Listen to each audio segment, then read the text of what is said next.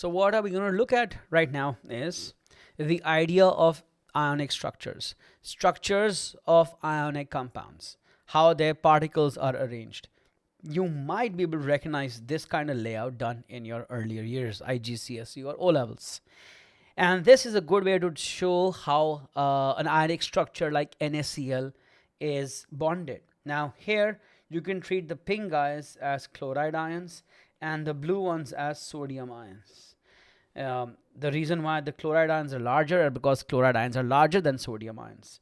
And the idea is that it's a lattice of cations and anions. And the word that's used often is the word lattice. And understand what the word lattice means. Lattice is just a word for regular arrangement. So anything that is regular, repeatable arrangement is called a lattice. And in every solid, you'd have lattice. If it's an ionic solid, it is a lattice of cations and anions. If it's a covalent solid, it's a lattice of molecules. If it's a metallic lattice, and we'll talk about that in metallic structures, that's a lattice of cations. But an ionic lattice is a lattice of cations and anions, a regularly repeatable sequence of cations and anions.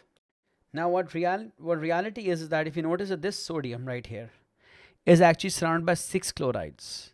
Even though the ratio is 1:1, each sodium is surrounded by 6 chlorides. And each chloride is surrounded by 6 sodiums. Let me show that to you. So basically, this is what we have here, something like this. So this would be more appropriate. The idea is that each of the sodium ions in this structure is surrounded by 6 chlorides, one on top, one at the bottom, left, right, in front, and behind. And so is each chloride surrounded by 6 sodiums. And this repeats itself. So this guy will have 6 chlorides. 1, 2, left, right, in front, behind. That makes it 6. And each sodium is surrounded by 6 chlorides, and each chloride is surrounded by 6 sodiums. And this is how a lattice is built. This is how any 1:1 lattice is built. Now, in the syllabus, your only concern is the 1:1 lattices, like NaCl or even MgO. You know, these guys are 2 plus 2 minus. So you're going to be talking about the 1 plus 1 minus or the 2 plus 2 minuses lattice only. That's the extent of the syllabus. Obviously, there are lattices for MgCl2, Al2O3, but you will not be tested for that. You will not have to understand that. It's not as regular as this. But, you know, that's what we have so far. To show this three-dimensional nature of sodium chloride, I find this a nice little diagram to show you that on a flat two-dimensional surface, this is what you would see. 8 sodium with 4 chlorides, because one is on top of it and one is behind it. And this shows you some idea of the three-dimensional layout of NaCl. You know, the big pink ones are Cl and the blue ones are Na. And that's really, this is the true, you don't see the sticks. This is the true sodium chloride lattice. And we notice the guy here would have 1 chloride, 2 chloride, 3 at the bottom, 4 on top, 5 right here, and 6 in front of it right here. And so that's how each is surrounded by 6. So you got to be able to know that. All right. Now, the next thing you got to know after the structure is some of the properties of ionic compounds. The fact that because the lattice is so strong, it doesn't really conduct current in the solid state. It doesn't, because the ions are not free to move.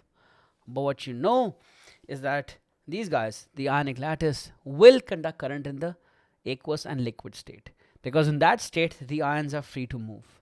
They can move around freely, and because they are no longer in this structured lattice, in the liquid and the aqueous state both. So ionic compounds, even though they have charges, will not conduct current in the solid state, but will conduct current in the liquid and aqueous state. In fact, that's a good way to determine if something is ionic. If you have any pure substance that does not conduct current in the solid state, but does conduct current in the liquid state, that substance would be an ionic compound. All right, that's one way to know. Then another property that we know of ionic compounds versus other stuff, like, you know, metals are malleable and ductile, they'll bend and all that stuff. But ionic compounds are thought to be brittle. They're strong, but if you do want to break them, it's easy to break them. Like Like if you apply hard enough force, you can break it. Like think of a brick.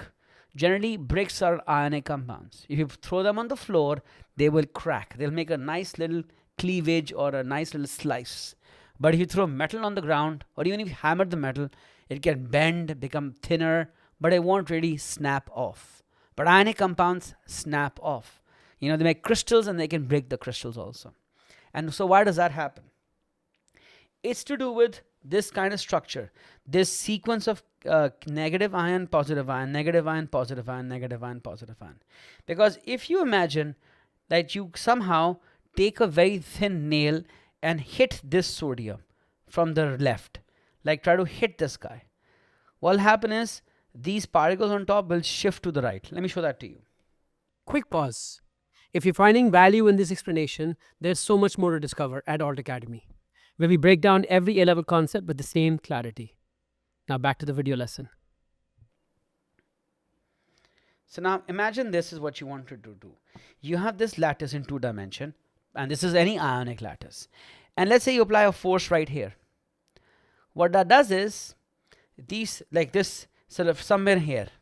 So these guys start to move to the right, but the bottom 3 are not going to move. So let's say you hit these guys and they move a bit. So when these guys move a bit, what will happen? So these 3, when they move, let me highlight them, the 3 I'm talking about. If these 3 were hit from the left, they'll move. This negative will now come here. All of these will shift. They'll shift in a way like this. Let me show that to you. Like exactly like this. So when they shift like this, what you'll realize is that now the negative is facing a negative, the positive facing a positive, the negative facing a negative. Earlier, the positive faced a negative. There's always attraction between positive and negative. But now, after this little tap, suddenly the negative faces a negative and the positive faces a positive. And what do these guys do? What do negatives do to each other? And what do positives do to each other? They repel.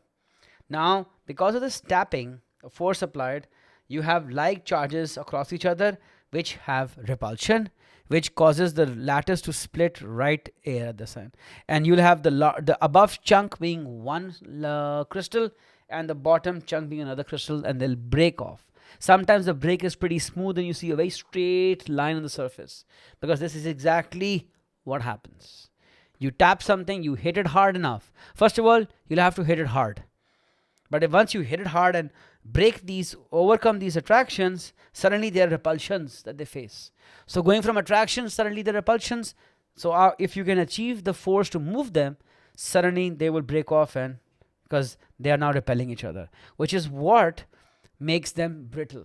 It makes these ionic compounds brittle. Since I like showing you more and more diagrams, here is the same thing drawn differently from another book. So you hit, and you have opposites facing each other. You hit something, suddenly the likes face each other, and they repel and move off. So a small displacement causes a large change, and the structure shatters. So once they come opposite, the structure shatters like this. Repels and they shatters, meaning it just breaks off. So the top half and the bottom half break away. That's why ionic compounds are brittle. Yeah? Alright, so let's look at how they dissolve in water. So this is how ionic compounds dissolve in water. Basically, there are lattice, but the lattice is broken because the water molecules can in fact make bonds with the cation and the anion. We call them hydrated ions, because the cation and the anion can surround themselves with water molecules. Like for example, if this was NaCl solid, this would be Na plus aqueous. This is what happens to the aqueous ions. And this would be chloride minus aqueous. Both aqueous ions will have themselves surrounded by water molecules. In fact, at times 6 water molecules, 4 like this, 1 in front, 1 behind. 6 water molecules. And the negative end of the water, which is the O and the lone pair, will be attracted towards the positive guy, which actually makes bonds. These are like weak bonds, stronger than intermolecular forces but weaker than ionic bonds. But they make so many of them that the energy is enough to compensate for all the bonds that need to be broken for an ionic solid to become aqueous ions. And this is a chloride ion, or any they are attracted by the positive H's of water. And so that's how ionic compounds dissolve. And you might wonder, well, not all dissolve. There are some that don't dissolve, and we'll study that in second year chemistry. Why do some ionic compounds dissolve and others don't? But when they do dissolve, this is what happens. This is attraction. This is neither induced dipole attraction, this is neither van der Waals. This is attraction between a polar water molecule and an ionic compound. So the attraction is electrostatic for sure. It's between a positive ion and a dipole. So you can even call it, if you want to call it something, it would be an ion dipole attraction, which is different from an ion-ion attraction in the ionic compound and a dipole-dipole attraction in polar molecules. Or even water, which will have polar dipole-dipole attraction and hydrogen bonding. This is neither of those. This is just polar molecules bonding with ions. So ion dipole attraction, ion dipole attraction. And that's also a type of bond. So it's, you could say, stronger than van der Waals, but weaker than ionic bonds. It's somewhere there. In chemistry also, the term bond doesn't only just mean covalent bond and ionic. It can also refer to just forces of attraction. All right. And the last thing we're going to look at for ionic compounds is the fact that they conduct current in the liquid state.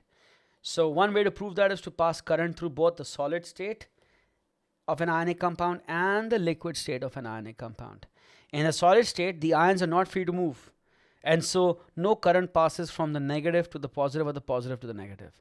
There's no charge that gets passed between the cathode and the anode, or the positive and the negative plate. No charge.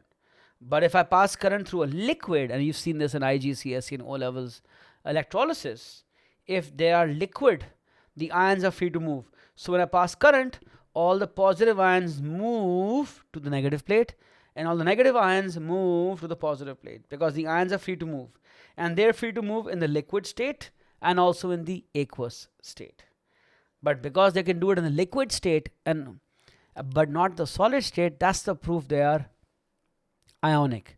Because metals also conduct current in the liquid state, but they also do it in the solid state. Ionic do it in the liquid, but not in the solid. Aqueous is not a good measure because there are some covalent compounds that also conduct current in the aqueous state, like acids. They conduct current because they ionize in water. So it's the solid and liquid state that are good way to tell if something is ionic, metallic, or neither. So if it can conduct current in the solid state, it's a metal. If it can conduct current in the liquid and not the solid, it's an ionic compound. And if it doesn't conduct current in both, it's a covalently bonded compound. The only exception to this is graphite. And we know that because graphite has delocalized electrons. Yeah. But outside of that exception, this is what the three properties really of ionic compounds are. They are brittle, they have high melting points because the lattice is strong, and they conduct current in the liquid state, not the solid state. And they dissolve in water most generally. Alright, these are the few properties of ionic compounds. Hey there, if you found this A-level chemistry lesson helpful, why don't you head over to our website, altacademy.org, where you can sign up for the full A-level chemistry course. In addition to chemistry, you can sign up for physics, biology, math, or 4 other A-level subjects. Thousands of students have already taken the leap. What are you waiting for?